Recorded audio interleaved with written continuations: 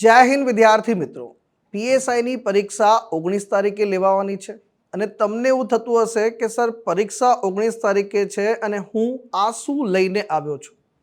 તો હું આજે તમારા પ્રશ્નો એટલે કે તમારા જેવા જેટલા પણ વિદ્યાર્થી મિત્રો જે છે વેબ સંકુલ સાથે જોડાયેલા છે એમણે પીએસઆઈ પરીક્ષા એમાં પણ મુખ્ય પરીક્ષામાં જે 70 માર્ક્સનું વેઇટેજ ધરાવે છે એટલે આપણી માતૃભાષા ગુજરાતી. અને આ માતૃભાષા ગુજરાતીમાં જે છે 70માંથી મેક્સિમમ માર્ક્સ કેવી રીતે લાવવા અને એમાં નિબંધ લેખનથી લઈને અહેવાલ લેખન, સંક્ષેપીકરણ, ગદ્ય સમીક્ષા, એના માટે ઘણા બધા વિદ્યાર્થી મિત્રોને ઘણા મૂંઝવતા પ્રશ્નો છે, નાના મોટા ડાઉટ હોય છે. એટલે ઘણા વિદ્યાર્થી મિત્રો એવા પણ છે કે જેમની તૈયારી ખૂબ સારી છે પણ ક્યાંક અંશે જે છે નાના મોટા જે છે ઇશ્યુઝ એમને આવતા હોય છે અને એમનું સમાધાન એમને નથી મળી રહ્યું. એટલે તમામ વિદ્યાર્થી મિત્રોએ જે છે આ પ્રશ્નો આપણા સુધી પહોંચાડ્યા છે અને આ વિદ્યાર્થી મિત્રોના મૂંઝવતા પ્રશ્નોનું સમાધાન આપણે તજજ્ઞ ફેકલ્ટી એટલે આપણા બ્રિજરાજ સરને જે છે આજે બોલાવ્યા છે સ્પેશિયલી. અને આ તમામ પ્રશ્નો જે છે એનું 1 બાય 1 સમાધાન જે છે આપણે બ્રિજરાજ સરના મુખે સાંભળીશું અને બ્રિજરાજ સર જે છે એના ઉપર પ્રકાશ પાડશે કે તમારા આ પ્રશ્નો છે તો એ પ્રશ્નનું શું સમાધાન થઈ શકે છે અને એ સમાધાન થકી તમે તમારી મુખ્ય પરીક્ષામાં મેક્સિમમ માર્ક્સ જે છે ગુજરાતી ભાષામાં સ્કોર કરી શકો. સૌથી પહેલાં તો બ્રિજરાજ સરનું જે છે હું સ્વાગત કરું છું. થેન્ક યુ સો મચ સરજી. નમસ્કાર સાહેબ. વિદ્યાર્થી મિત્રોએ ઘણા બધા પ્રશ્નો સર મોકલાવી દીધા છે અને આજે થેન્ક યુ સો મચ કે તમે આજે સમય કાઢીને ઉપસ્થિત થયા છો. તો સર ગુજરાતી ભાષા અને એમાં પણ જે છે પીએસઆઈની મુખ્ય પરીક્ષામાં 70 માર્ક્સ છે. સૌથી પહેલો સળગતો પ્રશ્ન જે છે નિબંધ લેખનના સંદર્ભમાં ઘણા બધા પ્રશ્નો મારી પાસે આવ્યા છે. એમાંથી જે છે સારા જે છે પહેલો પ્રશ્ન છે કે સર નિબંધ જે લેખન છે એમાં ઘણા બધા વિકલ્પો મળે છે તો કયા વિકલ્પની પસંદગી કરવી જોઈએ એક આદર્શ માર્ક્સ લાવવા માટે? તો નિબંધ જે છે કેવા પ્રકારનો નિબંધ લખવો અને કેવી રીતે જે છે એ વિકલ્પોમાંથી નિબંધ જો છે વિષય પસંદ કરવો સર, એના માટે આપ શું કહેશો સર? સામાન્ય રીતે સાહેબ મુખ્ય પરીક્ષા લખવી હોય તો એક વિદ્યાર્થી તરીકે જો કોઈ વિદ્યાર્થી મેન્સની તૈયારી કરે છે અને એમાંય તે ખાસ કરીને પીએસઆઈની જેને દોડ પૂરી થઈ ગઈ છે અને જેનું મેથ્સ અને રિઝનિંગ સારું છે, સાહેબ બંધારણ પણ સારું છે અને આપનો વિષય કરંટ પણ આપની સારી એવી મહેનતથી વિદ્યાર્થીઓને તમે શીખવો છો, કરંટ પણ સારું છે પણ સળગતો પ્રશ્ન અથવા મૂંઝવતો પ્રશ્ન અથવા કદાચ પીએસઆઈમાં પાસ ન થવા દેતો પ્રશ્ન જો કોઈ હોય તો એ મુખ્ય પરીક્ષા છે. જે જનરલી જે જીપીએસસીની તૈયારી કરે છે અથવા એસટીએની તૈયારી કરે છે, ડીવાયએસઓની તૈયારી કરે છે એ લોકોએ તો મેન્સની તૈયારી કરેલી હોય છે પણ જે વિદ્યાર્થીઓ ગ્રાઉન્ડ પાસ કરી દીધા પછી એની પાસે મેથ્સનું જ્ઞાન છે, બંધારણનું જ્ઞાન છે, જીએસ પણ સારું છે પણ મુખ્ય પરીક્ષા માટે ક્યાંક અટકે છે તો પહેલા તો એની પાસે 3 પાસા મજબૂત હોવા જોઈએ. 3 પાસા? હા, 3 પાસા એની પાસે મજબૂત હોવા જોઈએ. સૌથી પહેલા એની પાસે તમામ વિષયના ડેટા હોવા જોઈએ, એટલે કે માહિતી હોવી જોઈએ. મારે મેન્સ પાસ કરવી છે તો મારી પાસે તમામ વિષયોનું જ્ઞાન હોવું જોઈએ. એ પછી કરંટ અફેર્સ હોય, એ પછી ઐતિહાસિક બાબત કોઈ હોય, કોઈ સાંસ્કૃતિક બાબત હોય, કોઈ અર્થતંત્રને લગતી બાબત હોય. ઇન શોર્ટ તમે કહીએ કે તમામ ક્ષેત્રનું મારી પાસે એવરેજ, હું એમ નથી કહેતો તજજ્ઞ હોવું જોઈએ પણ એવરેજ જ્ઞાન હોવું જોઈએ. આ પહેલું પાસું મજબૂત હોવું જોઈએ. બીજું પાસું છે સાહેબ એ ડેટા ઉપર મારા વિચારો જેને આપણે મૌલિકતા કહીએ એ પણ સારી હોવી જોઈએ. મને કોઈ પણ ભારતના તમામ ક્ષેત્રમાં હું એમ કહું કે અર્થતંત્ર પર થતી અસર એમાં મારો વિચાર, મારું વલણ, મારા અનુભવ, મારા તર્કો એ બધું લખું તો આપણે એ મૌલિકતાનો ભાગ ગણીએ છીએ. એટલે ઘણા વિદ્યાર્થીઓને એવું થતું કે સર મારી પાસે ડેટા પણ છે અને ઘણા વિદ્યાર્થીઓને એવું થતું હોય કે મારી પાસે મૌલિકતા પણ છે પણ આના આધારે તમે પૂરેપૂરી સારી મેન્સ ન લખી શકો. એનું રીઝન હજી એક બાકી છે. 3 પાસા સાહેબ હું બોલ્યો અને 3 પાસામાં સૌથી ત્રીજું અને અગત્યનું પાસું છે લેખન પદ્ધતિ એટલે કે સર લેખન રૂઢિ. હવે લેખન રૂઢિમાં સર શેનો સમાવેશ થાય તો કે જોડણીનો સમાવેશ થશે, સાથે સાથે આપણે કહીએ કે વિરામ ચિહ્નોનો સમાવેશ થશે. સર એ પણ ચર્ચા કરીએ કે ભાષા શુદ્ધિનો સમાવેશ થશે. એટલે કે મારી પાસે ખાલી જ્ઞાન હોય તો હું સારી મેન્સ ન લખી શકું, ફક્ત ને ફક્ત મૌલિકતા હોય તો હું મેન્સ સારી ન લખી શકું. મને બહુ સારી એવું લેખન કરતા આવડે છે, અક્ષર મારા સારા છે તો હું મેન્સ ન લખી શકું. આ ત્રણેય પાસા મારા મજબૂત હોય તો હું મેન્સ લખી શકું. વાત બીજી કે જ્યારે પીએસઆઈની પરીક્ષામાં જ્યારે વિષય પસંદગી આવે છે અને એમાં જનરલી આપણને ખબર છે કે 70 માર્કની મુખ્ય પરીક્ષા છે અને એ 70 માર્કની મુખ્ય પરીક્ષામાં 30 માર્ક છે. સાહેબ નાનો મોટો એક વિષય થઈ જાય હો. ગણિતના ચેપ્ટર તમે 25 થી 30 ચેપ્ટર કરો ને ત્યારે તમને માંડ 20-25 એમાંથી આવતા હોય. પણ જો એકવાર તમે નિબંધમાં અમુક ફેક્ટનું ધ્યાન રાખો, લેખન પદ્ધતિનું ધ્યાન રાખો, તો એ 30 માંથી 20+ લાવવા પણ પોસિબલ છે અને ગઈ ભરતીમાં વિદ્યાર્થીઓને મળ્યા હતા. હવે સૌથી પહેલો જે 30 માર્કનો નિબંધ છે અને સર એ નિબંધમાં પહેલો જ પ્રશ્ન એવો આવે છે કે અમારે કેવા પ્રકારના વિષય પસંદ કરવા આપેલા વિકલ્પમાંથી. એટલે જનરલી વિદ્યાર્થીઓની માનસિકતા શું હોય કે ગઈ લાસ્ટ પીએસઆઈમાં છે એ કટોકટીમાં પોલીસનું ઉત્તરદાયિત્વ, પોલીસની ભૂમિકા, કાયદાનો ડર, સહાનુભૂતિ અને કરુણા બાબતે પોલીસનું કામગીરી. ઇન શોર્ટ, પોલીસને કેન્દ્રમાં રાખીને તેના કાર્યો, તેના વિશે વિચારો, તેના ઉપર તર્ક શક્તિ, એની ઉપર 5 વિષય પૂછાતા. એટલે કે ભાઈ મૌલિકતા આધારિત હતા. પણ બની શકે કે હવે પછી આવનારી પરીક્ષા માટે અથવા કોઈ બીજા પેટર્ન આપે. જનરલી હું તમને એક એક્ઝામ્પલ આપું છું, એક ઉદાહરણ તમારી સામે આપું છું કે વિષય પસંદગી કેવી કરવી અને શું કામ કઈ રીતે કરવી. તમારી સામે હું સૌથી પહેલો ઓપ્શન મૂકું છું જેમ કે પ્રદૂષણ. પછી તમારી સામે હું બીજો ઓપ્શન તમને અત્યારે આપું છું જે કે એઆઈ. પછી તમારી સામે આપણે છે ને સાહેબ @2047માં વિકસિત ભારત, વિકાસશીલ રાષ્ટ્રમાંથી વિકસિત ભારત બનવાનું સપનું આપણે સેવ્યું છે અને એના માટે આપણે 17 SDG ગોલ આપણે સિદ્ધ કરવાના છે, સસ્ટેનેબલ ડેવલપમેન્ટ ગોલ. અને એ ગોલ આપણે સિદ્ધિ પ્રાપ્ત કરશું એટલે ભારત વિકાસશીલ રાષ્ટ્રમાંથી વિકસિત રાષ્ટ્ર તરફ જવાનું છે. આ ત્રીજો વિષય છે. અને માની લ્યો કે તમને હજી એક કોઈ ચોથો આપે છે જેમ કે જીએસટીના લાભાલાભ, જીએસટીથી થતા અર્થતંત્રમાં પરિવર્તન, અને એક સર 5મો વિષય હું તમને આપું છું કે સાયબર સુરક્ષા ઉપર વાત કરું, સાયબર ક્રાઇમની વાત કરી દઉં. આ 5 માની લ્યો મને ઓપ્શનમાં આપ્યા છે. એટલે કે વિદ્યાર્થી તરીકે મારી એવી માનસિકતા હોય કે મારી પહેલી મેન્સ છે, આ પહેલી વાર હું તૈયારી કરું છું, તો વિષય પસંદગી એ સહેલી કરશે અને સીધો એ આકર્ષાશે ક્યાં સાહેબ? પ્રદૂષણ તરફ. હા, જનરલી સાહેબ આપણને ખબર છે કે હવાનું પ્રદૂષણ, પાણીનું પ્રદૂષણ, ભૂમિનું પ્રદૂષણ, એને થવાના કારણો, અટકાવવાના ઉપાયો મારા ખ્યાલથી ધોરણ 8 થી આપણે એટલે જનરલી કેવો છે કે નાનપણથી આ વસ્તુ ઉપર પ્રેક્ટિસ કરતા આવ્યા છે તો એક માનસિક સ્થિતિ બી એવી બની જાય છે કે એમાં હું લખી શકીશ. એક આ વિષય જોઈને પણ આપણને એવું થાય કે હું લખી શકીશ અને જનરલી એ તરફ આકર્ષાઈ જતા હોય છે. પણ આવી રીતે ઇઝી વિષય પસંદ કરવો કે ન કરવો એના વિશે આપનું શું કહેવું છે? એટલે જનરલી આપણે શું કરતા હોય છે કે સહેલો વિષય પસંદ કરીએ. માની લો કે આપણે એવું વિચારતો કે સર આની ઉપર મને 100% ડેટા છે, પણ વિદ્યાર્થીઓનો હું એવો આગ્રહ કરીશ કે હું એવું નથી કહેતો અઘરામાં અઘરો વિષય પસંદ કરો, પણ એવરેજ વર્તમાન પરિસ્થિતિને આધીન કોઈ વિષય હોય, ટ્રેન્ડમાં હોય. જેમ કે અત્યારે આ 5 વિષયમાં સાહેબ હું તમને કહું તો ટ્રેન્ડમાં કયો છે? એઆઈ સાહેબ. એઆઈ, આર્ટિફિશિયલ ઇન્ટેલિજન્સ છે, કૃત્રિમ બુદ્ધિમત્તા છે. ભારતના તમામ ક્ષેત્રોમાં મોદી સાહેબે એવી પહેલ કરી છે કે હવે ભારતના તમામ ક્ષેત્રમાં આપણે એઆઈ ટેકનોલોજીનો ભરપૂર માત્રામાં આપણે ઉપયોગ કરશું, શાસનમાં ઉપયોગ કરવાનો. શાસનમાં ઉપયોગ.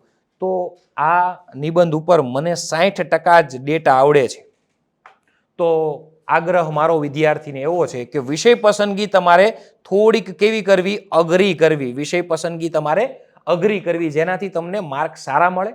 સહેલો વિષય પસંદ કરવાથી બધાને એવરેજ માર્ક મળશે, માનસિકતા પણ એવરેજ હશે. વિષય પસંદગી થોડીક અઘરી કરવી અને સાથે સાથે એક સલાહ અને એક સૂચના કે પોલીસ કામગીરીને લગતા તમામ કાર્યો એની એક યાદી બનાવી, પોલીસનું બદલાતું સ્વરૂપ, પોલીસ ટેકનોલોજીનો જે ઉપયોગ કરે છે, પોલીસિંગમાં ડિજિટલ પોલીસિંગ જે છે આખું, એ પછી સાયબર ક્રાઇમ વિશે, પોલીસ દ્વારા જે સુધારણા છે એ, પોલીસ અને પ્રજા વચ્ચે શું સંબંધ હોવા જોઈએ, પોલીસ પ્રજાનો મિત્ર, એના વિશે ઓછામાં ઓછા 3 થી 4 પેજનો એક ડેટા તૈયાર કરે જે પરીક્ષામાં એમને ખૂબ જ ઉપયોગી થવાનો છે. એટલે ઇન શોર્ટ સાહેબ તમારા પ્રશ્નનો જવાબ હું એવી રીતે આપી શકું, વિસ્તારથી સમજાવ્યો છે, પણ વિષય પસંદગી થોડીક અઘરી હોવી જોઈએ. એટલે સરનું કેવું છે કે બહુ અઘરી પણ એવું ન કરી લો કે જેનો ડેટા માત્ર 10% તમને આવડતો હોય અને પછી એવો નિબંધ પસંદ કરે તો લખી જ ન શકે. એટલીસ્ટ તમારી પાસે 50 થી 60% જે છે ડેટા તમારી પાસે હોય.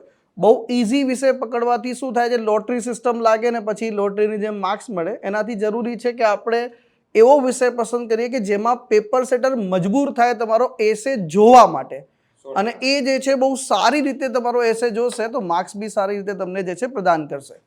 સર બીજો એક પ્રશ્ન નિબંધના લગતો જ છે મારી પાસે, અને વિદ્યાર્થી મિત્રોએ મોકલ્યો છે કે નિબંધમાં સર ઉપર એક લખેલું આવે છે શબ્દ મર્યાદા, શબ્દ ક્યાંક મર્યાદા. 250 શબ્દ, ક્યાંક 350 શબ્દ, ક્યાંક 300 શબ્દ. તો શું એ ગણીને લખવું સાહેબ કે 250 થયા, 300 થયા, 350 થયા, તો એનાથી એક શબ્દ ઉપર નહીં કે એક શબ્દ નીચે નહીં, એ બાબતે શું કહેશો સાહેબ વિદ્યાર્થીઓને? જનરલી સાહેબ ઓફલાઈન ભણાવતા હોય કે ઓનલાઈન ભણાવતા હોય તો 2-3 કોમેન્ટ છે એ જનરલ કોમન હોય કે સર અમારે કેટલા પેજ ભરવા. પહેલા તો એમ કહે છે કેટલા પેજ ભરવા, ઓકે, પછી જેટલા પેજ આપ્યા છે એ ભરી નાખવા, આ બીજો પ્રશ્ન હોય. અને ત્રીજો પ્રશ્ન હોય કે સાહેબ 350 શબ્દ કીધા છે એટલે 350 શબ્દ લખવા. જનરલી પીએસઆઈમાં 30 માર્ક માટે 350 શબ્દની મર્યાદા તમને આપેલી છે, એટલે 350 શબ્દમાં 10% શબ્દો તમારા આગળ કે પાછળ થાય તો ચાલે, પ્લસ ઓર માઇનસ તોય ચાલે. એક્ઝામ્પલ તરીકે હું એમ કહું છું કે તમે 300 શબ્દ લખો કોઈ વાંધો નથી, સર તમે 400 શબ્દ લખી નાખો કોઈ વાંધો નથી, પણ ક્વોન્ટિટી ઓફ વર્ડનું મહત્વ નથી હોતું, ક્વોલિટી ઓફ વર્ડનું મહત્વ હોય છે. 400 શબ્દ લખો છો કે 300 શબ્દ લખો છો, એ વિષયને આધીન હોવા જોઈએ, એ ડેટા વિષયને અનુરૂપ હોવા જોઈએ, એમાં તર્ક શક્તિ વિષય ઉપર જ હોવી જોઈએ, એમાં અનુભવ, વલણ, સુધારાવાદી પગલાં કે તમારા વિચારો છે એ વિષય ઉપર જ લખવા જોઈએ. એ 400 શબ્દમાં ક્યાંય સાહેબ સૌથી ના પાડતો હોય ને વિદ્યાર્થીને તો એ વિષયાંતર મહેરબાની કરીને નથી થવાનું. એક શિક્ષક તરીકે હું એમ કહું છું કે વિષયાંતર નથી થવાનું. રીઝન કે વિદ્યાર્થીઓને શું હોય કે વધુ લખવાથી વધુ માર્ક મળે, ના, સાચું સચોટ વિષયને આધીન રહેવાથી માર્ક મળે છે. પછી સાહેબ પુનરાવર્તન બહુ કરતા હોઈએ છીએ. હવે હું તમને સામાન્ય રીતે પૂછું, એકની એક વાત તમે વારંવાર રિપીટ ક્યારે કરો સાહેબ? સામાન્ય રીતે ન આવડતું ક્યારે? માહિતીનું પુનરાવર્તન તમારા લેખનને, તમારા નિબંધને અનહદ નબળો બનાવશે. એક પુનરાવર્તન ન થવું જોઈએ. ન આવડે તો ઓછું લખો, કોઈ વાંધો નહીં, પણ વિષયાંતર થઈને ડેટા લખશો તો છાપ તમારી નબળી પડશે. એટલે સમય મર્યાદા, શબ્દ મર્યાદામાં કદાચ 10% શબ્દો આગળ કે પાછળ થાય તો ચાલે, પણ મેં કીધું એમ કે વિષયને આધીન લખવાના છે. સરસ મજાની મને જે છે હમણાં સર તમને ખ્યાલ છે ICC T20 વર્લ્ડ કપ 2026 પૂરો થયો અને એમાં જે છે મેન ઓફ ધ સિરીઝનો ખિતાબ જે છે સંજુ સેમસંગજીને મળ્યો. સંજુ સેમસંગજીના 323 રન હતા અને સાહેબજાદા ફરહાન જે સૌથી વધારે રન બનાવે છે 383 રન, પરંતુ મેન ઓફ ધ સિરીઝનો પુરસ્કાર જે છે સાહેબજાદા ફરહાનને નથી મળ્યો. એ ઇમ્પેક્ટ જોવામાં આવે છે કે ઓછી ઇનિંગમાં અને જે છે જ્યારે દેશને જરૂર હતી ત્યારે સટીક જે છે એમણે ઇનિંગ રમી છે 3-3 જે છે, અને એના કારણે એમને જે છે મેન ઓફ ધ સિરીઝ આપવામાં આવ્યું. તો સરનું પણ એવું કહેવું છે કે શબ્દો તો મહત્વના છે જ, પરંતુ એમાં થોડું આગુ પાછું થશે, પણ જો તમારા શબ્દો સટીક હશે, વિષયને અનુરૂપ હશે, તો તમારા માર્ક્સ જે છે ઓછા કપાશે. તો એમાં કંઈ જાજુ ટેન્શન નથી લેવાનું. અને સૌથી સાહેબ અઘરો પ્રશ્ન આવતો હોય ને તો સાહેબ બધાને પ્રશ્ન, લગભગ 90% વિદ્યાર્થી મિત્રો આ પ્રશ્ન પૂછે છે, અને મારી પાસે જે સવાલો આવ્યા છે એમાં પણ આ જ છે. મુખ્ય પરીક્ષાને લગતા સાહેબ અક્ષરો કેવા હોવા જોઈએ? શું વધારે પડતા મોતીના દાણા હોય તો જ માર્ક્સ મળે? એવરેજ અક્ષરો હોય તો માર્ક્સ ન મળે? આના વિશે તમારું શું કહેવું છે? સામાન્ય રીતે જે પહેલી વાર મેન્સ લખે છે પીએસઆઈમાં, હવે જો તમે રેગ્યુલર તમારું લેખન શરૂ હોય, ન્યૂઝપેપરમાંથી કોઈ અહેવાલ લખતા હોય, જાહેર જીવનમાં તમે કોઈ લખવાની કામગીરી કરતા હોય, અને સ્પર્ધાત્મક પરીક્ષા એવું ફિલ્ડ છે ઘણા સમયથી તૈયારી મુકાઈ ગઈ હોય અને પછી તૈયારી કરી હોય, અને અત્યારે શું હોય જનરલી આપણે ખાલી પોઈન્ટ્સ લખતા હોય, બુકમાં લખતા હોય પોઈન્ટ્સ, કોઈ પેરેગ્રાફ લખવાની કોઈને ટેવ ન હોય, અથવા પેલું હાઇલાઇટરથી હાઇલાઇટ કરતા હોય. એટલે અક્ષરો મોટા ભાગના વિદ્યાર્થીઓના નબળા હોવાના છે. એટલે વિદ્યાર્થીઓને એવું માનવું હોય છે કે સર અમારે અક્ષર શું મોતીના દાણા જેવા કાઢવા? હે સર, શું કરવું? તો એના માટે પહેલી નજરે વંચાઈ જાય એવા અક્ષર, એવરેજ અક્ષર કાઢો, કોઈ વાંધો નથી. હું તમને એટલું જ કહું છું કે નિરીક્ષકને વાંચવામાં તકલીફ ન પડે. તમે જે ભાવ રજૂ કર્યો છે, તમે જે કહેવા માંગો છો, એને પહેલી નજરે વંચાઈ જાય, એને કંઈ તકલીફ ઊભી થાય એવું નહીં કરવાનું. એટલે પહેલી નજરે વંચાઈ જેવા સાદા, ભાષા પણ સરળ વાપરવી, શુદ્ધ વાપરવી, સ્વચ્છતા રાખવી. જનરલી પેનનો પ્રશ્ન હોય છે, મોટા ભાગે એવું કહેતા હોય છે કે સાહેબ અમારે પેન કઈ વાપરવી. એટલે હું તમને એમ કહું સાહેબ તમારે છે ને મેન્સ લખવા માટે 5000 રૂપિયા વાળી જ પેન વાપરવાની છે. હું સર તમને સિંધી સાહેબ તમને કહું છું કે તમે મેન્સ લખવા જાઓ ને તો 5,000 રૂપિયાની જ પેન લઈને જાજો, બીજી એકય પેન નહીં લઈ જતા. તમે શું કરશો? સ્વાભાવિક છે સાહેબ, ભય આવી જાય, ભયના કારણે આપણે લઈ સાહેબ લઈએ. હા, ભય આવી જાય, ભયના કારણે આપણે લેવી પડે છે. માર્કેટમાં વિદ્યાર્થીઓને એક રૂમર્સ હોય છે સારી પેન વાપરવાથી સારા અક્ષર નીકળે. એવું ન હોય. તમે જે દરરોજ મેન્સ લખો છો, દરરોજ પેપર લખો છો, એનાથી તમારા અક્ષર મરોડદાર બને છે, સારા બને છે. તમે એ જ પેનથી લખો, હે ને? પણ 5,000 રૂપિયાવાળી પેન લેવાથી મારા અક્ષર સારા બને એવું જરૂરી હોતું નથી. એટલે તમને જે ફાવે છે, જેનાથી અક્ષર તમે સારા નીકળે છે, એ જ પેનનો ઉપયોગ કરવો તમારે. અને અક્ષર પહેલી નજરે વંચાઈ જાય એવા સાદા, સરળ અને સ્વચ્છ અક્ષરો લખવા. હવે સર એક વિદ્યાર્થી મિત્રોનો બહુ સરસ મજાનો જે છે ક્રમિકતાના સંદર્ભમાં છે, એટલે કે વિષય બી પસંદ કરી લીધો, પછી વિષય પસંદ કરીને શું સીધું આંખ બંધ કરીને જે છે લખવા જ માંડવાનું? કેવી રીતે જે છે ક્રમિકતા મેન્ટેન કરવી, ફ્લો કેવી રીતે જાળવવો? માની લ્યો કે સર મેં વિષય પસંદગી કરી લીધી છે અને વિષય પસંદગી તરીકે મેં માની લ્યો કે એઆઈને પસંદ કર્યો છે. એઆઈ ઉપર હું લખવાનો છું. એટલે પહેલું જ કામ શું કરીએ કે અમને સરે કીધેલું છે કે ભાઈ 3 પેરેગ્રાફમાં છે એ મેન્સ લખવાની હોય છે. 3 પેરેગ્રાફમાં મેન્સ લખવાની, એટલે પહેલો જ પેરેગ્રાફ અહીંથી હું લખવાની શરૂઆત કરી દઉં. એ મારી નાની નહીં, હિમાલય જેવડી ભૂલ કહેવાય સર. એનું કારણ છે કે તમે સીધું વિષય પસંદ કરીને જો તમે લખવાની શરૂઆત કરો છો એટલે એવું 1% નહીં સર, 1000% એવું બનશે કે તમે પહેલો પેરેગ્રાફ બહુ ઉત્સાહથી, સ્પીડથી અને કોન્ફિડન્સથી લખાઈ જશે. પછી બીજો પેરેગ્રાફ લખશો ને ત્યાં તમે ઊભા રહી જશો. પાછી 3 લાઈન લખશો, પાછા ઊભા છો, પાછી 4 લાઈન લખશો, પાછા ઊભા રહેશો. અને બીજી તો ખાસ એ બાબત સમજાવી કે પહેલા તમે વ્યાખ્યા કરશો, પછી 2 ફાયદા, પછી ગેરફાયદા, પાછો એક ફાયદો અચાનક યાદ આવે છે, પાછળથી એડ કરવાનો. સાહેબ પાછા 2 ફાયદા યાદ આવે છે તો પાછા એડ કરવાના. અને લાસ્ટ ખબર પડે છે ઓહો આ વિષય ઉપર હમણાં જ એક તાજેતરની ઘટના ઘટી છે, તો તમે વર્તમાન મુદ્દા લાસ્ટમાં એડ કરો છો અને વચ્ચે શરૂઆતમાં તમે તમારું વલણ લખી નાખો છો. એનો અર્થ એ થાય કે અહીં ક્રમિકતા જળવાય નહીં. ક્રમિકતા જળવાણી નથી સર, પ્રવાહીપણું જળવાણું નથી. આ તમારા લેખનનું નબળું પાસું કહેવાય. રસ્તો શું? વિષય પસંદગી કર્યા પછી વિદ્યાર્થી મિત્રો પહેલું જ કામ તમારે એ કરવાનું હોય છે કે કાચી યાદી બનાવી રફ નોટમાં અથવા કાચી યાદી બનાવી નાખવાની કોઈ જગ્યાએ કે સર હું પહેલા વ્યાખ્યા લખવાનો છું, પછી આ ફાયદા લખવાનો છું, એની સાથે નીચે નીચે ગેરફાયદા લખવાનો છું, પછી હું મારો વિચાર લખવાનો છે. વાંચનારને આપણે લલચાવાના છે, એને રસ ઉત્પન્ન કરવાનો છે. ઓકે, આ વિદ્યાર્થીને આની વ્યાખ્યા ખબર છે, ઓકે આને આના ફાયદા પણ ખબર છે, અને કોઈ પણ વસ્તુના સીધા ગેરફાયદા ન અપાય.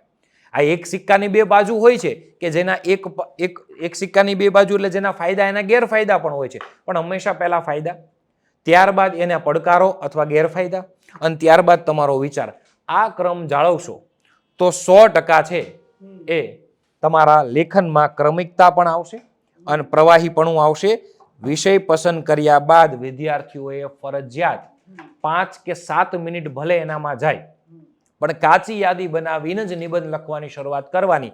પછી કાંઈ ન થાય સાહેબ, એક પોઈન્ટ લઈને એની ઉપર વિસ્તૃતીકરણ, કાચી યાદીનો પોઈન્ટ લઈને વિસ્તૃતીકરણ લેખનમાં ખૂબ જ ઉપયોગી છે. ખૂબ સરસ સર. સૌથી વધારે આવે છે કે જ્યારે નિબંધો લખતા હોય તો ઘણા લોકો જે છે કવિ બની જતા હોય છે. જી. આખા નિબંધને જે છે પંક્તિઓથી સજાવી દેતા હોય છે. તો એના જ સંદર્ભમાં જે કહેવાય ને કે સિરિયસ વિદ્યાર્થી મિત્રો છે એમનો એક નાનકડો પ્રશ્ન બી છે કે એક નિબંધમાં વધુમાં વધુ કેટલી પંક્તિઓનો સમાવેશ કરી શકાય? ઓકે, સામાન્ય રીતે જ્યારે નિબંધના 3 ભાગ હોય એમાંથી પ્રારંભ ભાગ છે જેને આપણે પ્રસ્તાવનાનો ભાગ કહીએ છીએ. હવે પ્રસ્તાવનાનો ભાગ છે એ સામાન્ય રીતે તમે છે એ કોઈ પંક્તિ, કોઈ સૂક્તિ, કોઈ ઉક્તિ અથવા કોઈ કોટ અથવા કોઈ સુવિચાર, આનાથી શરૂઆત કરો ને પ્રસ્તાવના, તો એ બહુ આકર્ષક કહેવાય અને છાપ પણ તમારી સારી પડે. એક્ઝામ્પલ તરીકે હું ચૂંટણી ઉપર લખું છું, ઇલેક્શન ઉપર લખું છું, તો હું એવું અહીંથી શરૂઆત કરું કે વર્તમાન સમયમાં વિશ્વની સૌથી વધુ વસ્તી ધરાવતા દેશમાં લોકશાહી સ્થાપિત કરવા માટે સમયાંતરે ચૂંટણીનું આયોજન થતું હોય છે, અને આની પર અમેરિકાના પૂર્વ રાષ્ટ્રપતિ અબ્રાહમ લિંકન સાહેબ કહેતા કે ballot paper is more powerful than bullet. તો આ વિષયને અનુરૂપ પંક્તિ છે, આ વિષયને અનુરૂપ કોટ છે, તો શરૂઆત એનાથી થાય તો ટુ ધ બેસ્ટ. બીજી વસ્તુ, વચ્ચેનો જે મધ્ય ભાગ છે, વચ્ચેનો જે મધ્ય ભાગ છે એમાં પણ તમે એક પંક્તિ હજી એક બીજી પંક્તિ વધુ પણ તમે ઉમેરી શકો છો, પણ શરત માત્ર એટલી, મેક્સિમમ તમારે 2 થી 3 પંક્તિ કે 2 થી 3 કોટ વાપરવાના છે. આ ફિક્સ છે. અને પછી વેરિએશન હોય, જેમ કે ટેકનિકલ વિષયો એઆઈ ઉપર, તો ઇંગ્લિશ રાખી શકો. માતૃભાષાના વિકાસની વાત કરતા હોય તો એમાં પ્રોપર ગુજરાતી રખાય. એટલા માટે નથી કહેતા કે ભાઈ માતૃભાષાના વિકાસ માટે કહેતા હોય તો એક પંક્તિ મને હંમેશા યાદ આવે, આપણે કહીએ છીએ કે ભાઈ મેં તારા નામનો ટવકો છાતીમાં રાખ્યો છે અને ભૂસાવા ક્યાં દીધો કક્કો હજી પાટીમાં રાખ્યો છે, અને ખૂંદિયા ઘણા મલક અને ચોંટી ઘણી ધૂળ હજી મેં મારો ધબકારો ગુજરાતી રાખ્યો છે. જો માતૃભાષા ઉપર લખતા હોય તો આ પંક્તિ એને લગતી છે, એટલે 100% ઇફેક્ટિવ છે. 2 થી 3 પંક્તિ સર લખી શકાય. એક છોકરાનો પ્રશ્ન એ પણ છે કે નિબંધ જે છે એનું છેલ્લે સાર અને છેલ્લે જે યથાર્થ લખીએ છીએ આપણે, એ ટૂંકમાં યથાર્થ જે છે એનું વર્ણન કેવી રીતે કરવું જોઈએ? નિબંધ છે એ સામાન્ય રીતે મેં તમને કીધું એમ કે સર 3 ભાગમાં હોય છે. પ્રથમ ભાગ છે પ્રસ્તાવનાનો, જે તમારે 60 થી 80 શબ્દો વચ્ચે લખવાનો છે. એ ભાગમાં તમારે પંક્તિ, સુક્તિ, ઉક્તિ કે સુવિચારથી તમે શરૂઆત કરી શકો. કોઈ જાહેર ઘટના, મતલબ હમણાં જ વર્તમાન કોઈ બાબત હોય એનાથી પણ શરૂઆત કરી શકો. સર કોઈ બનાવટી વાર્તાથી પણ શરૂઆત કરી શકો. સર સંવાદથી પણ તમે શરૂઆત કરી શકો. અને આ ઇફેક્ટિવ છે. અહીં વિસ્તૃતિકરણ ક્યાંય નથી કરવાનું. મધ્ય ભાગ છે જેને આપણે મેઇન પાર્ટ કહીએ, એ મધ્ય ભાગમાં આપણે સર કાચી યાદી બનાવવાનું કીધું હતું. એને જ વ્યવસ્થિત એ કાચી યાદીમાંથી એક પોઈન્ટ લેવાનો, અહીં એ પોઈન્ટ મૂકો, એની ઉપર દાખલા, એની પર દલીલ, એની પર ઉદાહરણ, એની પર આંકડાકીય માહિતી, બધું જ તમારે ત્યાં રાખવાનું. પાછો બીજો પોઈન્ટ લીધો, દાખલા, દલીલ, ઉદાહરણ, અનુભવો મધ્ય ભાગમાં. હવે માની લો ત્રીજો પોઈન્ટ લીધો છે, એમાં કોઈ વિશેષ બાબત લખાતી નથી, તો પછી એમનેમ એઝ ઇટ ઇઝ હું લખી નાખીશ. એટલે આ જરૂરી છે. અને અંત જે સમાપન હોય, જેને આપણે અંત કહીએ, એમાં ફરજિયાત તમારું વલણ, તમારા હકારાત્મક વિચાર, લોક જાગૃતિની વાત, સુધારાવાદી પગલાં, આ બધું જ સમાપનમાં લખવું. આ એનું યથાર્થ વર્ણન કહેવાય. આ મેઇન પાર્ટ છે લખવાનું. ખૂબ સરસ. એટલે અંતમાં જે છે જેટલું બને એટલું હકારાત્મક વલણ રાખવું ખૂબ જરૂરી છે. આ નિબંધ લેખનને લગતા જે છે ઘણા બધા પ્રશ્નો વિદ્યાર્થી મિત્રોએ મારી જોડે પહોંચાડ્યા અને મેં જે છે બિજરાજ સર જોડે જે છે એનું સમાધાન મેળવ્યું છે. હવે આપણો જે છે નેક્સ્ટ મુદ્દો જે છે સર, સંક્ષેપીકરણ પર જે છે બહુ પ્રશ્નો નથી આવ્યા, પણ થોડા પ્રશ્ન આવ્યા છે કે સંક્ષેપીકરણમાં જે છે કઈ કઈ બાબતોનું ધ્યાન રાખવું જોઈએ અને એને કેવી રીતે જે છે ટેકલ કરવું જોઈએ? સર, સામાન્ય રીતે હું તમને એમ કહું, અત્યારે કોઈને લાંબુ વાંચવાનો સમય નથી, અથવા કોઈને લાંબી વાત સાંભળવાનો પણ સમય નથી. 80 પાનાનો કોઈ રિપોર્ટ હોય કે 80 પાનાની કોઈ સમજૂતી હોય, એ 80 પાના હું તમને સમજાવું અથવા 80 પેજ હું તમને બોલીને સમજાવું તો તમને ટાઈમ પણ ન રહે અને એના વિશે સમય પણ ન હોય. પણ એના માટે સર એ 80 પાનાનું 8 પેજમાં હું રૂપાંતર કરીને, જેને આપણે 1/3 કહીએ, કે કોઈ લાંબી વાતનું ટૂંકમાં વર્ણન કરીએ. જે લાંબી વાતમાં કહેવામાં આવ્યું છે એ જ બાબત એની અંદર હોવી જોઈએ, જે વિષયની વાત છે એ જ બાબત આવી જોઈએ. હકીકતનું ટૂંકમાં નિરૂપણ, એને આપણે સંક્ષેપીકરણ કરીએ. અને સંક્ષેપીકરણ કરવા માટે સૌથી પહેલું અને અગત્યનું પગલું એ હોય છે કે આપેલ પરિચ્છેદને વાંચો.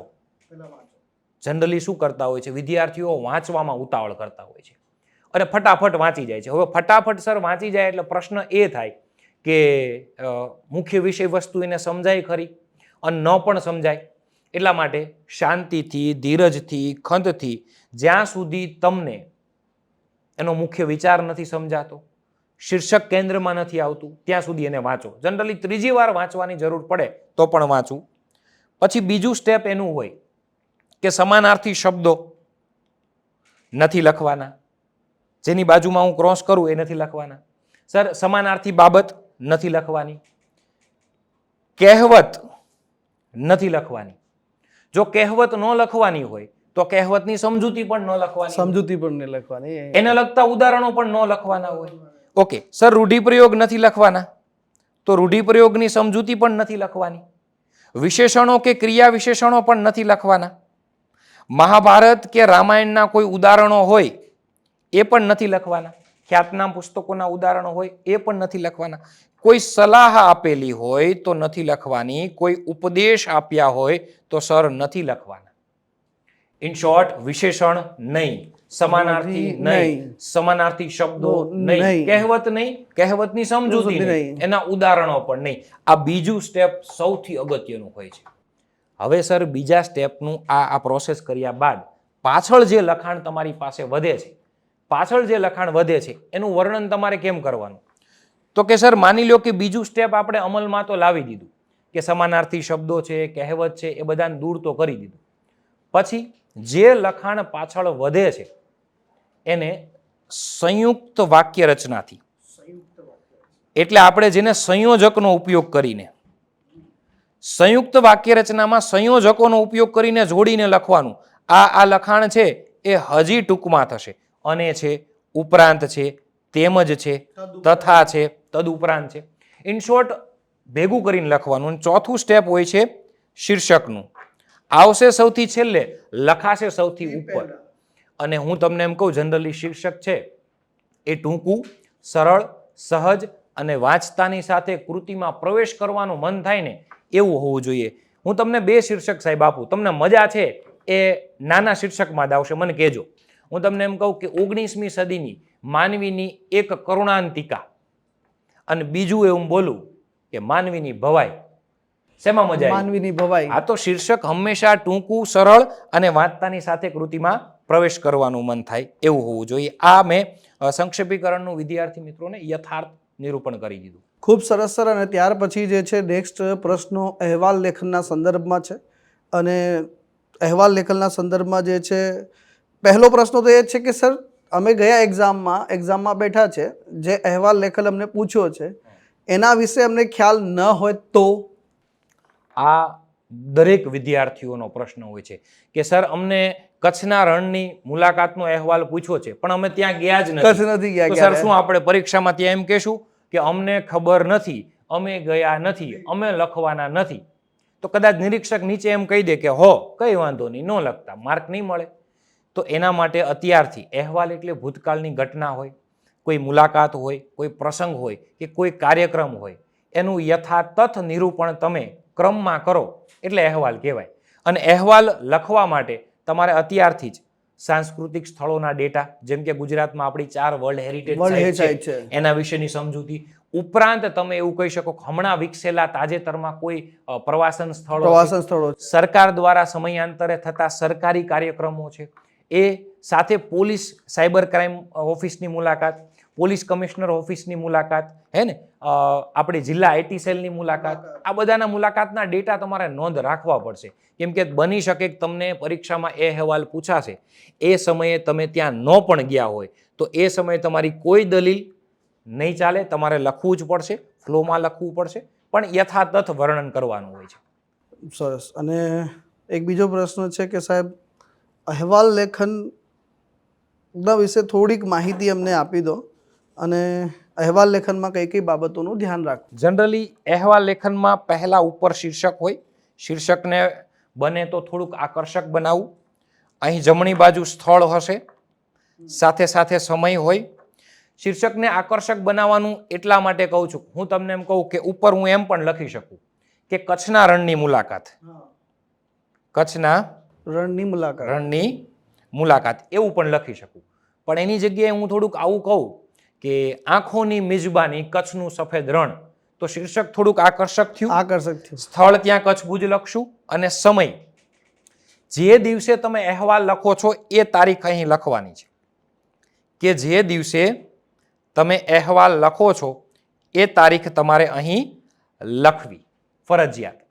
અને એની અંદર જ્યારે લેખન કરો છો ત્યારે જે દિવસે તમે ત્યાં ગયા હતા એ તારીખ લખવાની હોય છે. એનું પણ 3 ભાગમાં આપણે લેખન કરતા હોઈએ છીએ.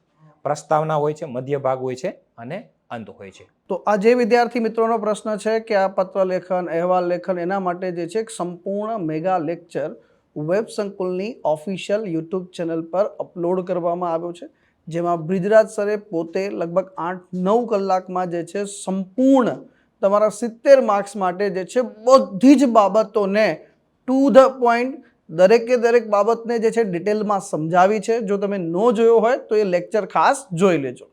તો સર પીએસઆઈની પરીક્ષા માટે જે વિદ્યાર્થી મિત્રોને જે પ્રશ્ન એવા છે એમાં સૌથી વધારે જે છે મને આમ આ વિષય જોઈને જ જે છે મને ગમવા લાગ્યું છે, કારણ કે હું ભાઈ શાળામાં હતો, સ્કૂલમાં હતો ત્યારે અમારે બી જે છે ગુજરાતી ભાષાનું પેપર આવતું ને એમાં દરેકમાં પત્ર લેખન ફિક્સ આવતું સર. તો અમે જે છે મેં તો એક પેટર્ન અપનાવી હતી કે મેં એક ફોર્મેટ ગોખી નાખ્યું હતું કે ભાઈ આવી રીતે કોઈ બી આ માની લો કે આ પ્રકારનું આવે તો આવું લખવું, આ પ્રકારનું આવે તો આવી રીતે લખવું. પણ આ તો સ્પર્ધાત્મક પરીક્ષાનો જે છે અહેવાલ લેખન છે, એમાં કેવી રીતે ધ્યાન રાખવું. અને બીજી વસ્તુ કે સર આજના ડિજિટલ યુગમાં જે છે પત્ર લેખન એના વિશે જે છે થોડુંક પ્રકાશ નાખો કે આ પત્ર લેખન કેમ અને જે છે કેવા પૂછાય છે પત્ર લેખન અને પત્રના પ્રકાર કેવા હોય છે અલગ અલગ પ્રકારના સર, એના વિશે કંઈક. પીએસઆઈની મુખ્ય પરીક્ષામાં આપણે જો પત્ર લેખનની વાત કરતા હોઈએ, સાહેબ તમે કીધું એમ કે સર અત્યારે તો ડિજિટલ યુગ છે, પત્ર લેખનની અત્યારે શું જરૂર? કે ભાઈ ડિજિટલ યુગ છે એટલે ઈમેલ છે, ફોન કોલ છે, મેસેજ છે, એના દ્વારા આપણે જનરલી વાતચીત કરતા હોય છે અથવા ડેટા ટ્રાન્સફર કરતા હોય છે. પણ જ્યારે હજી પણ પ્રશાસનમાં, સરકારી કચેરીમાં, વહીવટમાં, નિગમમાં કે અર્ધ નિગમમાં જ્યારે કોઈ પણ માહિતીની આપ-લે કરવી હોય, ફરિયાદ કરવી હોય, કોઈ સૂચનો આપવા હોય અથવા કોઈ ઠરાવ આપવો હોય, જાહેર જીવનમાં વ્યક્તિ વચ્ચે કોઈ વ્યક્તિને કાં સલાહ આપે, અભિનંદન આપે, ગમો કે અણગમો બતાવે, આ બધી જ બાબત માટે હજી પણ પત્ર લેખન થતા હોય છે. સામાન્ય રીતે પત્ર લેખનના મુખ્ય 2 પ્રકારો હોય છે. સૌથી પહેલા એક પ્રકાર જેને આપણે ઔપચારિક પત્ર કહીએ છીએ, એટલે કે આપણે ફોર્મલ લેટર કહીએ છીએ જેને, અને એક બીજો હોય છે અનૌપચારિક પ્રકાર જેને આપણે ઇન્ફોર્મલ લેટર કહીએ છીએ. થેન્ક યુ સર આ શબ્દોનો ઉપયોગ કરવા માટે. અહીંયા મારી પાસે ક્વેશ્ચન બી છે સર કે ઘણી વખતે કન્ફ્યુઝ થવાય છે, હજી પણ ઘણી બધી તૈયારી કર્યા પછી બી ઔપચારિક અનૌપચારિકની વચ્ચે જે છે કન્ફ્યુઝન બહુ રહે છે. તો એ કન્ફ્યુઝન બિલકુલ ક્લિયર કરવા માટે શું કરવું જોઈએ સર? પહેલા જ્યારે તમે વિષય પસંદ કરો છો અને તમને એમ લાગે છે કે એક બાજુ જ્યારે એ વિષયમાં એક બાજુ ફરજિયાત પ્રશાસન આવે છે, એક બાજુ જ્યારે ફરજિયાત પ્રશાસન આવે એટલે પ્રશાસનમાં નિગમનો સમાવેશ થાય, કચેરીનો સમાવેશ થાય, કોઈ વહીવટનો સમાવેશ થાય અથવા સરકારના કોઈ અંગનો સમાવેશ થાય, ઉપલા અધિકારી, નીચલા અધિકારીને આ બધાની વાતો, એમાં જો સમયે કોઈ પત્ર લેખન થાય, એક બાજુ ફરજિયાત પ્રશાસન અને સામે વ્યક્તિ હોય તો પણ ભલે અને સામે કોઈ પ્રશાસનનો ભાગ હોય તો પણ ભલે, એ પત્ર લેખનને આપણે ઔપચારિક પત્ર કહીએ છીએ, એટલે કે ફોર્મલ લેટર કહીએ છીએ. પણ લાગણીના સંબંધો દર્શાવવા હોય સાહેબ, એટલે અહીં લાગણીના સંબંધો કોઈ એ અર્થમાં નથી થતા કે સાહેબ પ્રેમ પત્રની વાત કરો છો, એ લાગણીના સંબંધોની વાત નથી થતી. જ્યારે મિત્રને કોઈ સલાહ આપવા માટે પત્ર લખે, પિતા પુત્રને કોઈ બાબત સમજાવવા માટે પત્ર લખે, ભાઈ બહેનને કોઈ બાબતનો રાજીપો વ્યક્ત કરવા માટે, અભિનંદન આપવા માટે પત્ર લખે, કે મિત્ર વચ્ચે, પુત્ર દાદા વચ્ચે, પિતા પુત્ર વચ્ચે, મામા ભાણેજ વચ્ચે જ્યારે આવા પત્ર લેખન થાય તો એ લાગણીના સંબંધો દર્શાવતા હોય એને આપણે અનૌપચારિક પત્ર કહીએ છીએ. હવે પ્રશ્ન એવો થાય છે કે પત્ર લેખનનું માળખું ખૂબ જ જરૂરી છે સાહેબ. તમે જેમ પૂછ્યું એમ કે પત્ર લેખનનું માળખું શું હોય, તો જ્યારે વિષય પસંદગી કરો છો ત્યારે તમને ખ્યાલ આવી જશે કે આ ઔપચારિક પત્ર છે, અનૌપચારિક પત્ર. અને તો બંનેનું માળખું અલગ અલગ રહેશે સર? સર બંનેનું માળખું અલગ અલગ હોય છે અને સમજવા માટે સૌથી અગત્યનું ઔપચારિક પત્રનું માળખું હોય છે જેને આપણે ફોર્મલ લેટર કહીએ છીએ. માની લ્યો કે તમારા શહેરમાં કાયદો અને વ્યવસ્થાની સ્થિતિ કથળેલી છે, પોલીસ વિભાગને લગતો જ આપણે પત્ર ઉપર ચર્ચા કરીએ કે એ શહેરમાં છે કાયદો અને વ્યવસ્થાની સ્થિતિ કથળી છે, એ બાબતે તમે જિલ્લા પોલીસ વડાને એટલે કે એસપી સાહેબને તમે કોઈ પત્ર લખો છો તો અહીં જમણી બાજુ લખનારનું સરનામું આવશે, એની એક્ઝેક્ટ સામે ડાબી બાજુ પાછું જવાબદાર વ્યક્તિ અથવા જવાબદાર વિભાગ સાથેના નામ અથવા વિભાગનું સરનામું આવશે. એ બંનેની વચ્ચે અહીં વિષય લખવાનો આવશે તમારે અને વિષયને ટૂંકાવીને લખવાનો. બિલકુલ ટૂંકું લખવાનું. હા, વિષયને ટૂંકાવીને લખવાનો. આમાં સર હું વચ્ચે ઓળખીશ કે ઘણી વખતે વિદ્યાર્થી મિત્રો હજી બી હું ઘણી વખતે કોઈકના પેપર્સ વગેરે લાવતા હોય છે એ ચેક કરતો હોઉં છું, હજી બી વિષય બહુ લાંબા લાંબા લખે છે. તો વિષયને જે છે ટૂંકું લખવાનો ફાયદો શું, અને ટૂંકો વિષય લખવાથી જે છે બહુ લાંબુ બી નહીં બહુ ટૂંકું બી નહીં, એક મીડિયમ કક્ષાનું લખવું જોઈએ, તો એના માટે જે છે થોડુંક સમજાવી દો વિદ્યાર્થી મિત્રોને. હું તમને એવું સર ઉદાહરણ આપું કે તમારા વિસ્તારમાં ગંદકીની સમસ્યા એ હદ વટાવી છે. તમારો એરિયા છે, તમારી સોસાયટી છે, તમારું શહેર છે, તમારો વિસ્તાર છે, એમાં ગંદકીની સમસ્યાએ હદ વટાવી છે. એ બાબત ઉપર લખેલી છે કે ભાઈ તમારા વિસ્તારમાં ગંદકીની સમસ્યાએ હદ વટાવી છે. એ બાબતે તમે જવાબદાર વિભાગને જાણ કરતો ફરિયાદ પત્ર તૈયાર કરો.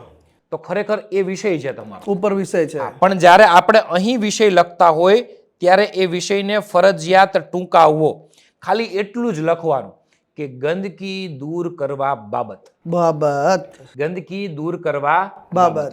હવે સર વિષય જેવો પૂરો થાય એટલે એક્ઝેક્ટ અહીં સંબોધન આવશે, અને સંબોધન પણ આપણે છે એ ખોટી રીતે કરતા હોઈએ છીએ.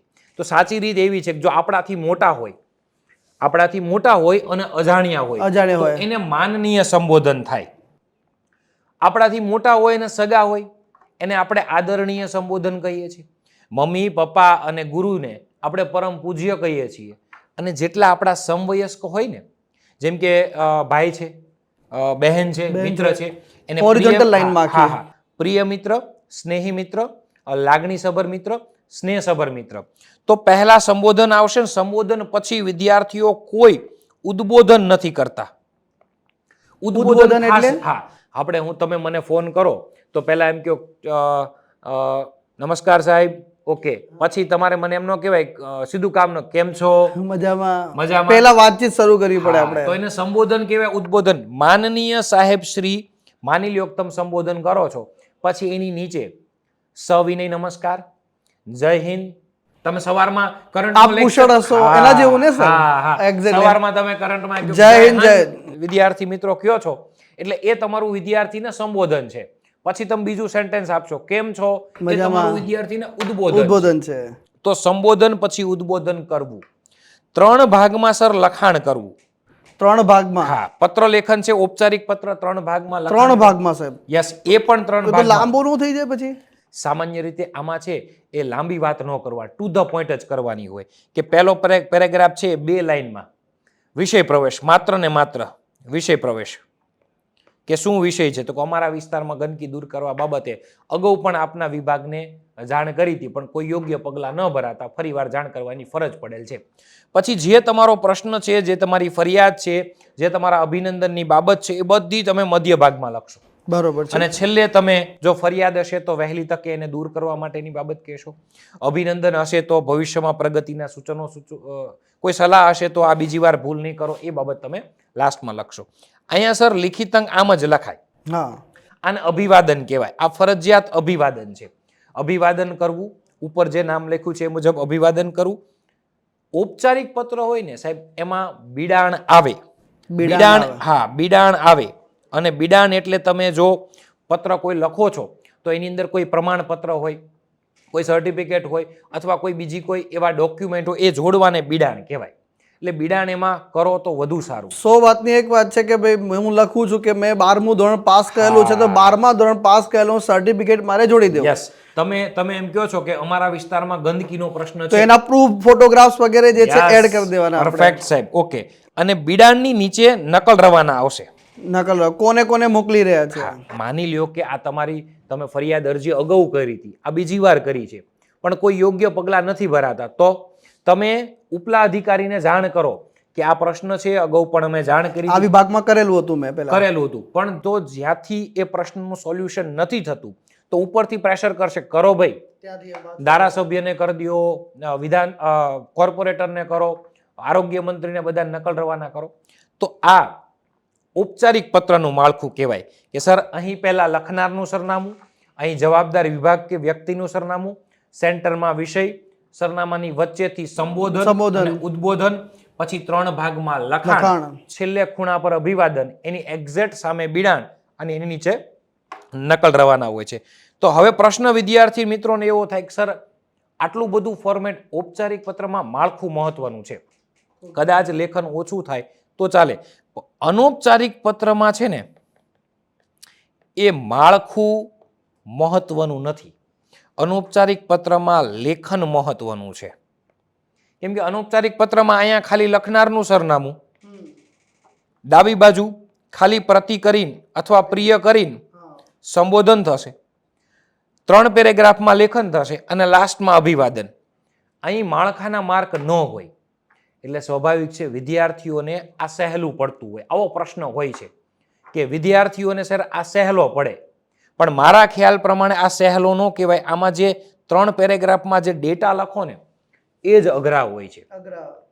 એટલે મારા મતે સહેલો છે એ ઔપચારિક પત્ર પડે અને એનું એકવાર માળખું એકવાર સેટ થઈ જાય પછી એ હંમેશા માટે ફિક્સ રહેતું હોય છે. જો કેવી સરસ મજાની વાત છે ને. શિક્ષક એને જ કહેવાય કે જે તમારા પ્રશ્નને વિદ્યાર્થીઓના જે છે રગરગને જે છે વેદનાને સમજી જાણે. મારો નેક્સ્ટ પ્રશ્ન બી એ જ હતો કે અહીંયા લખેલો પણ છે જે છે કયો પત્ર સહેલો ગણાય, ઔપચારિક કે અનૌપચારિક? અને સર જો છે વિદ્યાર્થી મિત્રો સાથે એટલો સંવાદ કરતા હોય છે, વિદ્યાર્થીઓ સાથે જે છે રહેતા હોય છે, એટલે એમણે પહેલાથી જ જે છે મારા પ્રશ્નનો જવાબ પણ તમારી સામે જે છે રાખી દીધો છે. છેલ્લે અને લાસ્ટ પત્ર લેખનના સંદર્ભમાં જે છે પત્ર લેખનમાં પંક્તિ સૂક્તિ લખાય ખરા? શું એ લખવાથી જે છે મારું લખાણ સારું થઈ જશે કે શું એ લખવાથી મારા માર્ક્સ સારા આવશે? જો નથી લખતો તો માર્ક્સ નથી આવતા. એ બાબતે આપ શું કહેશો સર વિદ્યાર્થી મિત્રોને? સર કદાચ તમે ધ્યાન આપ્યું હોય, મેં શરૂઆતમાં જ કીધું ઔપચારિક પત્ર એટલે ફોર્મલ લેટર. ફોર્મલ એટલે વહીવટી પત્ર. વહીવટી પત્ર. હવે જ્યારે તમે કોઈ એક્ઝામ્પલ તરીકે શહેરમાં કાયદો અને વ્યવસ્થાની કથળેલી સ્થિતિ છે અને જિલ્લા પોલીસ વડા સાહેબને તમે પત્ર લખો છો તો એ સમયે એને પંક્તિથી થોડા સંબોધન કરાય. ઔપચારિક પત્રમાં ક્યારેય પંક્તિ, ઉક્તિ, સુક્તિ કે સુવિચાર નથી લખવાની. જરૂર પડે તો અનૌપચારિક પત્ર જ્યારે કરો છો, લાગણીના સંબંધો મિત્ર વચ્ચે, એમાં કદાચ એકાદ પંક્તિનો ઉપયોગ કરી શકાય. કરવી હોય તો એ ફરજિયાત નથી. એમાં કરો તો કોઈના માર્ક મળતા પણ નથી અને લખો તો માર્ક કપાતા પણ નથી. પણ ફોર્મલ લેટરમાં સાહેબ પંક્તિ નથી જ લખવાની. ઇન્ફોર્મલ લેટરમાં, અનૌપચારિક પત્રમાં તમે જ્યારે મિત્ર વચ્ચે કોઈ વાત કરતા હોય તો એકાદી પંક્તિ લખી શકો, પણ એ લખવાથી કે ન લખવાથી કંઈ જ ફેર પડતો નથી. ખૂબ સરસ. તો સરની વાત ઉપરથી હું તો જે છે સર સર્વૈયું એવું કાઢું, જો તમારી જગ્યાએ હું હોઉં ને સાંભળી રહ્યો હોઉં તો સર્વૈયું જ કાઢું કે ભાઈ પત્ર લેખનમાં ક્યારે કોઈ પંક્તિ સૂક્તિ કાંઈ લખવાની થતી નથી, ખોટી મહેનત એમાં કરવાની થતી નથી. સૌથી મોટી સમસ્યા જે છે જે ગુજરાતીના જે છે ભાષાના પેપરમાં જે છે સર, ઘણા બધા વિદ્યાર્થી મિત્રો હજી બી કન્ફ્યુઝનમાં રહે છે. ઘણા ગદ્યાર્થ ગ્રહણ અને ગદ્ય સમીક્ષા એના અર્થને હજી જે છે ઇવોલ્વ નથી કરી શકતા, સમજી નથી શકતા.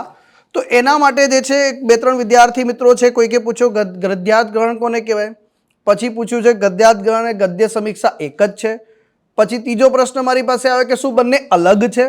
તો આના વિશે તમે અને તમારા મંતવ્યો શું કહે છે સર?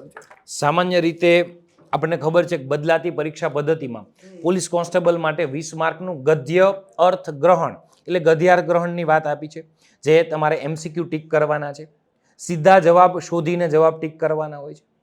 પણ PSIની વાત કરતા હોય અથવા GPSCની વાત કરતા હોય અથવા STIની વાત કરતા હોય તો એ સમયે લખેલું હોય છે સર, પ્રોપર લખેલું હોય છે કે ગદ્ય સમીક્ષા. અને કોન્સ્ટેબલની વાત હોય તો તેમાં લખેલું હોય છે ગદ્યાર્થ ગ્રહણ. જો કોઈ પેરેગ્રાફમાંથી સીધો જવાબ તમે સૂચક શબ્દ જેને કીવર્ડ કહીએ એ સીધો જવાબ લ્યો અને કાં ટીક કરો અથવા તમે લખો તો એ પ્રતિબિંબ કહેવાશે ગદ્યાર્થ ગ્રહણનું. સમીક્ષાનો મતલબ થાય સર બારીકાઈથી જોવું. સમીક્ષાનો મતલબ થાય બારીકાઈથી જોવું. જ્યારે તમે પેરેગ્રાફની અંદરથી તમારો જવાબ શોધો છો તો બની શકે એ જવાબ તમને સીધો ન આપેલો હોય. ગદ્ય સમીક્ષામાં આવો પ્રશ્ન બને કે એનો જવાબ તમને સીધો ન આપેલો હોય, ફેરવીને એનું પ્રતિબિંબ વાળો જવાબ હોય. હવે પ્રતિબિંબ વાળો જવાબ તમે લ્યો છો, જવાબને સાથે તમે તમારા ફરજિયાત વિચારો મિશ્રણ કરો છો. ગદ્ય સમીક્ષામાં સ્પષ્ટ એવી બાબત છે કે તમારે જવાબ લઈને, સૂચક જવાબ લઈને, માન્ય જવાબ પેરેગ્રાફની અંદરથી લઈને તમારે તમારા વિચારોને ફરજિયાત ઉમેરીને પછી જવાબને લખો. એને કહેવાશે સર ગદ્ય સમીક્ષા. જ્યારે બેઠો શબ્દ લઈને તમે સીધો જવાબ આપી દો, જે કોન્સ્ટેબલની પરીક્ષા પદ્ધતિમાં છે, એને આપણે કહેશું ગદ્યાર્થ ગ્રહણ. એમાં સર વ્યાકરણ પૂછી શકે, શબ્દ ભંડોળ પૂછી શકે, એમાં કહેવત પૂછી શકે, એમાં જોડણી પણ પૂછી શકે. અને ગઈ વખતે કોન્સ્ટેબલના વિદ્યાર્થીઓને જોડણીઓ જ વધારે સૌથી હેરાન કરી હતી. એ ગદ્યાર્થ ગ્રહણે તકલીફ કરી હતી. એટલે વ્યાકરણની અંદરથી કોઈ પણ વસ્તુ આમાં પૂછી શકે. ગદ્ય સમીક્ષામાં એ ફરજિયાત તર્ક આધારિત હોય. એટલે પેલું અંગ્રેજીમાં એક કહેવત છે, read between the lines, indirect observation જેને કહેવાય છે. આઈ થિંક સર જે છે તમારા માટે વાત કરી રહ્યા છે કે જ્યારે ઘણી વખતે જે છે લખેલું હોય એ લખેલા ઉપરથી બી જે છે ઘણી વખતે તમારે ઘણી બાબતો સમજવાની હોય છે. એટલે થોડામાં ઘણું બધું સમજી જવાનું હોય છે. એ ગદ્ય સમીક્ષા છે. આઈ હોપ સો કદાચ સર જે છે સાચા છો, આપ એમાં પૂરેપૂરા સાચા છો. અને બહુ સરસ મજાની એક બીજો પ્રશ્ન બી છે કે ભાઈ પેરેગ્રાફની અંદર જો ખોટી માહિતી હોય તો શું આપણે સુધારીને લખવી? ઓકે, સામાન્ય રીતે આવું કહેવાય તો નહીં, પણ આપણે જનરલી ઓફલાઈન કે ઓનલાઈન ક્લાસમાં ભણાવતા હોય ને તો વિદ્યાર્થી એવું કે સર આ માહિતી ખોટી છે, અહીં તો બીજા વ્યક્તિને વડાપ્રધાન બતાવ્યા છે, અત્યારે તો વડાપ્રધાન કોઈક બીજા છે, સર આ ડેટા ખોટો છે, આમાં આવું ન આવે. એ સમયે તમારે એ જ પેરેગ્રાફને ગીતા, એ જ પેરેગ્રાફને તમારે અધ્યાય માનીને ચાલવાનું છે. તમારે આપેલ માહિતીમાં તમારી બુદ્ધિ દોડાવીને એ ડેટાને ફેરવવાનો પ્રયત્ન નથી કરવાનો. ઇન શોર્ટ કહીએ ને સર કે વિદ્વાનપણું વાપરવાનું નથી. ઉપર લખેલું હોય આપેલ ગદ્યમાંથી જવાબ લખો, આપેલ ગદ્યમાંથી, એટલે માહિતીને તમારે ફેરવવાની નથી. પણ હા, તમારે જવાબ સાથે વિચારો તર્ક કરવા જોઈએ. જનરલી વિદ્યાર્થીઓને એક પ્રશ્ન એ પણ હોય છે, સાથે સાથે એ પણ કહી દઉં કે સર જોડણીના માર્ક કપાય છે. તો હું તમને સિમ્પલ કહું કે જ્યારે હું પત્ર લેખન કરતો હોય અને માનનીય શબ્દ હંમેશા આમ જ લખાય, મને ખબર છે શબ્દ છેડા ઈય પ્રત્યય હોય તો એ હંમેશા દીર્ઘ બને. હવે આ પત્ર લેખનનો ચાવીરૂપ શબ્દ કહેવાય, ચાવીરૂપ શબ્દો, સંબોધન વાળો છે. હવે એની જોડણી હું ખોટી લખું તો માર્ક કપાશે. જનરલી લેખનની અંદર 2-3 જોડણીની તમે ભૂલ કરો તો એ ક્ષમા માન્ય છે, એ ચાલે છે. પણ તમે ચાવીરૂપ શબ્દની જોડણીની ભૂલ કરો. બીજો પ્રશ્ન એવો થાય સાહેબ કે વિરામ ચિહ્નોના, સ્વાભાવિક છે, પૂર્ણ વિરામ હોય ત્યાં અલ્પ વિરામ મૂકી દો. સરનામું બેલ, આ સરનામું આમ કરો, સરનામું કરીને પછી તમારે અલ્પ વિરામ કરવું પડે. પછી શહેર કરીને તમારે અહીં પૂર્ણ વિરામ કરવું પડે. પછી સાહેબ આ બહુ મહત્વનું છે, અ, બ અને ક. સર તમારા મતે આને ટપકું કહેવાય? આ જનરલી આ ટપકું કહેતા હોય છે કે સર અ, બ, ક વચ્ચે ટપકું, આને ટપકું ન કહેવાય, આને પૂર્ણ વિરામ કહેવાય. પૂર્ણ વિરામ કહેવાય. આ પૂર્ણ વિરામ છે. લાંબા નામનું ટૂંકું રૂપ આપવું હોય ને ત્યારે પૂર્ણ વિરામ. આ મારું નામ છે, આ મારા પપ્પાનું નામ છે અને આ મારી અટક છે. તો એ લાંબા નામને ટૂંકું રૂપ આપવા માટે પણ વિરામ ચિહ્નોનો ઉપયોગ થતો હોય છે. તો જોડણી અને વિરામ ચિહ્નો યોગ્ય રીતે થોડાક તૈયાર કરવા. તમે એવો ખ્યાલ રાખો કે હા સર એમાં ભાષા શુદ્ધિના માર્ક કપાતા નથી. કપાય છે, બહુ એવી ભૂલ દેખાતી હોય તો એના માર્ક કપાય છે. હા, 2-3 ભૂલ હોય તો એ ક્ષમા માન્ય હોય છે. જેમ સરે પણ એક દિવસ જે છે, મારી એક આદત છે કે હું એક જગ્યાએ જે છે હંમેશા મને ખબર હતી તો બી હું જે છે વારે ઘડીએ પેલું મારું લખીએ ને, રૂમાં જે છે પેલો રૂ લખતો હું. તો એક દિવસ બ્રિજરાજ સાહેબ આવ્યા ને મને જે છે પેલું સુધારી આપ્યું કે રૂ આમ નહીં ઓમ લખાય. એમ કીધું નહીં પણ ખાલી મને સાચું કરીને આપ્યું. એટલે ઘણી વખતે શું છે કે કહેવાનો અર્થ એટલો છે કે નજરે ચડતા શબ્દોની જોડણી જે છે ક્યારે ખોટી હોવી જોઈએ નહીં. જો તમારી નરી આંખે જે છે વિદ્યાર્થીઓને મૂંઝવતા પ્રશ્નો, હવે આપણને ખબર છે કે મૂંઝવતો શબ્દ જે છે આમાં હાર્ડ લાઈન છે. આ જે આખી શબ્દ છે, આખું જે વાક્ય છે, વાક્યમાં મુખ્ય શબ્દ જે છે મૂંઝવતા છે. અને મૂંઝવતા પ્રશ્નમાં જે છે આપણે ભૂલ કરી તો એ પેપર ચેકરને જે છે તરત નજર ચડી આવશે. હવે સાહેબ આ રીતે 2 રીતે લખતા હોય. એક અમુક લખતા હોય મૂંઝવ નો લખાય, મૂંઝવતા આવે. હવે મૂંઝવતા પ્રશ્ન આવે ને પહેલા સર તમે દીર્ઘ જ કેમ લખ્યું, પહેલા કેમ દીર્ઘ લખ્યું? તો એના માટે પણ નિયમ છે કે તીવ્ર અનુસ્વાર સાથે શરૂ થતો ઈ કેવું હંમેશા દીર્ઘ. દરેક શબ્દની જોડણી નિયત હોય છે. અને મહત્વની સાહેબ, જો તમે મારુંની વાત કરી ને તો આ મારું લખ્યું છે અને આ મારું લખ્યું છે. જો ઉપર અનુસ્વાર કરો ને તો ઈ થઈ જાય હું, અને નીચે આ મારું લખ્યું છું ને એનો મતલબ થાય પ્રીતમ, સ્વામી, ભરથાર. ઇન શોર્ટ, એક અનુસ્વાર કરવાની શબ્દ ફેર અર્થનો અનર્થ થઈ જાય. જેમ આપણે ખડ લખીએ તો એ ઘાસ થઈ ગયું, પણ જો હું એમ લખું કે ખંડ તો એ ભાગ થઈ ગયો. એટલે કે અનુસ્વારની ભૂલ પણ અર્થનો અનર્થ થઈ જાય છે. આવી ભૂલ ન કરો એના માટે જોડણી અને વિરામ ચિહ્નોનું ધ્યાન રાખવા માટેનું કહું છું તમને. એટલે ખાસ કરીને વિદ્યાર્થી મિત્રો જે છે હંમેશા હું કહીશ કે જે આખા સારમાંથી સમજી શક્યો, જેમ આ મૂંઝવતા આ એવો શબ્દ છે કે જ્યારે તમે લખો છો તો એનો ભાર પડે છે. એવા શબ્દો કે જેનું લખાણમાં ભાર પડી રહ્યો છે, જે વાક્યમાં મેન હાર્દ લઈને આવે છે, એની જોડણી ભૂલથી ખોટી લખવી નહીં. અને લખાઈ જાય તો બી એકાદ બેમાં લખાય ઠીક છે, પણ થોડી પ્રેક્ટિસ જે છે ઘરે કરતા રહેવું. જો ઘણા બધા પ્રશ્નો પીએસઆઈના ભાષાના પેપરમાં એમાં પણ ગુજરાતી જે 70 માર્ક્સનું વેઇટેજ ધરાવે છે, એના સંદર્ભમાં નિબંધ લેખનના સંદર્ભમાં તમારા પ્રશ્નો આપણે જોયા.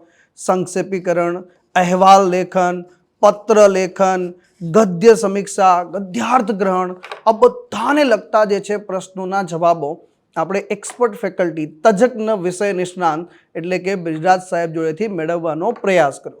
તમને બી કદાચ એવું લાગે કે સર આ બધા પ્રશ્નોની વચ્ચે હજી બી મારો કોઈ પ્રશ્ન રહી ગયો છે, તો આપણો જે આ સેશન તમે જોઈ રહ્યા છો એની નીચે એક કોમેન્ટ બોક્સ આવે છે. એ કોમેન્ટ બોક્સમાં તમારો પ્રશ્ન લખજો અને એનો જવાબ જે છે હું ત્વરિત જે છે તમને આપવાનો જે છે પ્રયાસ કરીશ. અને થેન્ક યુ સો મચ. બધા જ ગુજરાતના વિદ્યાર્થી મિત્રો તરફથી જે છે આપણે બ્રિજરાજ સાહેબનો જે છે ખૂબ ખૂબ આભાર વ્યક્ત કરીશું કે સરે પોતાના બિઝી શેડ્યુલમાંથી, હમણાં સર લેક્ચર લેવા જવાના છે અને વચ્ચે મેં રોકી રાખ્યા છે, અડધો કલાક એમનો લેક્ચર આપણે ડિલે કર્યો છે અને આપણી વચ્ચે ઉપસ્થિત રહ્યા છે. કેમ? કારણ કે 19 તારીખે પરીક્ષા આવી રહી છે વિદ્યાર્થી મિત્રો, અને આ બધા જે છે મૂંઝવતા પ્રશ્નોનું સમાધાન મળવું ખૂબ જરૂરી છે. જ્યારે એક વિદ્યાર્થી મિત્રના મનમાં નાનકડો બી ડાઉટ હોય છે તો પરીક્ષામાં જે છે એને પરીક્ષા ખંડમાં જઈને બહુ હેરાન કરતો હોય છે સર. અને જો ડાઉટ સોલ્વ થઈ જાય ને તો એ આત્મવિશ્વાસનો પારો જે છે સાહેબ હિમાલયમાં પહોંચાડી દેતો હોય છે. તો આત્મવિશ્વાસ વધારીને અને ફરીથી તમારા પ્રશ્નો અને અગેન ફરીથી જે છે બ્રિજરાજ સાહેબનો ખૂબ ખૂબ આભાર.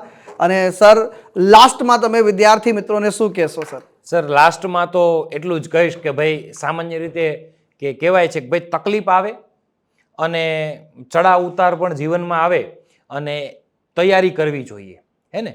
કે હમ ભી દરિયા હૈ, હमें अपना हुनर मालूम है, जिस तरफ भी चल पड़ेंगे रास्ता हो जाएगा. વ્યક્તિત્વ દરિયા જેવું રાખવાનું. દરિયાને કોઈ કેડી કે કોઈ રસ્તાની જરૂર નથી હોતી, એ જ્યાં જ્યાં ત્યાં રસ્તો કરી નાખે. એટલે કહેવાય છે કે હમ ભી દરિયા હૈ, હमें अपना हुनर मालूम है, जिस तरफ भी चल पड़ेंगे रास्ता हो जाएगा. પીએસઆઈની પરીક્ષા માટે દરેક વિદ્યાર્થીઓને ખૂબ ખૂબ શુભકામના અને બેસ્ટ ઓફ લક અને સારી એવી પરીક્ષા આપો. વેબ સંકુલ પરિવાર તરફથી હું અને મનીષ સિંધી સાહેબ તમારો બધાનો ખૂબ ખૂબ આભાર વ્યક્ત કરીએ છીએ. જય હિન્દ, જય ભારત.